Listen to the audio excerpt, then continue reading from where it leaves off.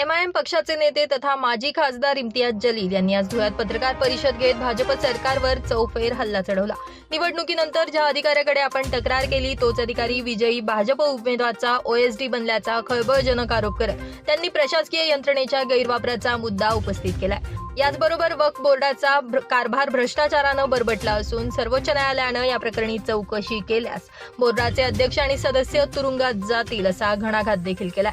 निवडणूक आयोगाच्या निष्पक्षपातीपणावर प्रश्नचिन्ह निर्माण करतानाच जळगावमधील तरुणाची हत्या प्रकरणावरून त्यांनी उपमुख्यमंत्री अजित पवार यांना जाब विचारला। तसेच गोकुळाष्टमीच्या दिवशी मटणाची दुकानं बंद ठेवण्याच्या निर्णयावरून मंत्री गिरीश महाजन यांना थेट आव्हान दिलंय।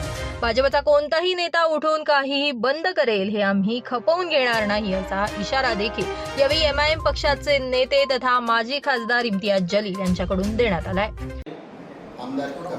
महानगरपालिका चुनाव है। देखिए, हमारी पिछले कई वक्त से हम लोग पूरे महाराष्ट्र के अंदर मेहनत कर रहे हैं और हमने ये ऐलान किया है कि हम नगर पालिका, महानगर पालिका, ज़िला परिषद, पंचायत समिति, ये पूरे के पूरे इलेक्शंस हम लोग लड़ने वाले हैं और इस हिसाब से हमारी तैयारियां भी है।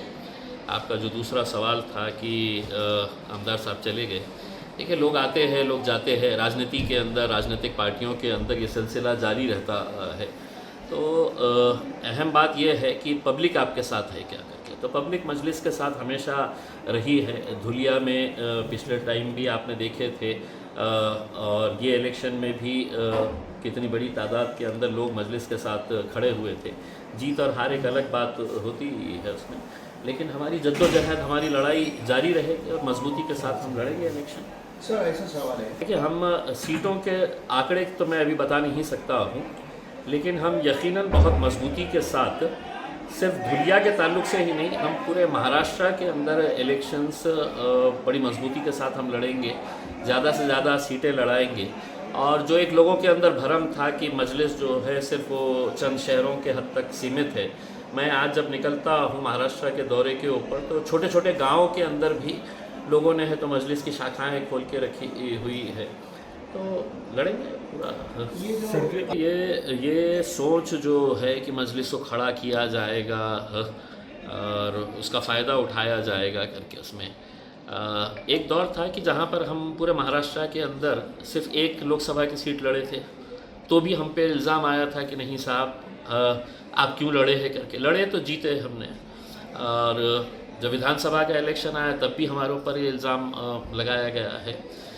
जब कोई सोच नहीं सकता था, तसव्वुर नहीं कर सकता था कि कॉरपोरेशन के अंदर भी हमारे लोग जीत के आ सकते हैं, तो हमने मुंबई जैसे शहर के अंदर हमने हमारे कॉरपोरेटर्स जिताए, पूना जैसे शहर में हमने जिताए, औरंगाबाद के अंदर तो हम मेन विरोधी पक्ष का रोल अदा किए जब हमने 26 सीटें वहाँ से जिताकर लेकर आए। तो हमें दूसरे पक्ष हमको हमारे बारे में क्या सोच रहे हैं, क्या बोल रहे हैं, हमें उससे कोई लेना देना नहीं है।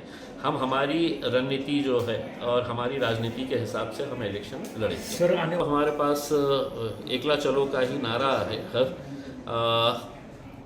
कुछ पार्टियां अपने तौर के ऊपर अपने अपने स्तर पे डिसीजन हमने छोड़े हुए हैं कि ये जो नगर पालिका, महानगर पालिका के इलेक्शंस होते हैं ये लोकल इश्यूज़ के ऊपर होते हैं, तो हम कोई ऐसा महाराष्ट्र लेवल के ऊपर कोई फैसला नहीं सुना रहे हैं। यहाँ के जो भी जिम्मेदार रहेंगे या यहाँ के जो भी ऑब्जर्वर्स रहेंगे उनको ये इख्तियार दिया जाएगा कि लोकल लेवल के ऊपर अगर कोई गठबंधन बनता है, कोई अलायंस बनता है, तो इसका फैसला आप करिएगा। निर्णय जो भी रहेगा वो पार्टी के सीनियर लोग लेंगे। Bureau report, Lumbini news, Dhule.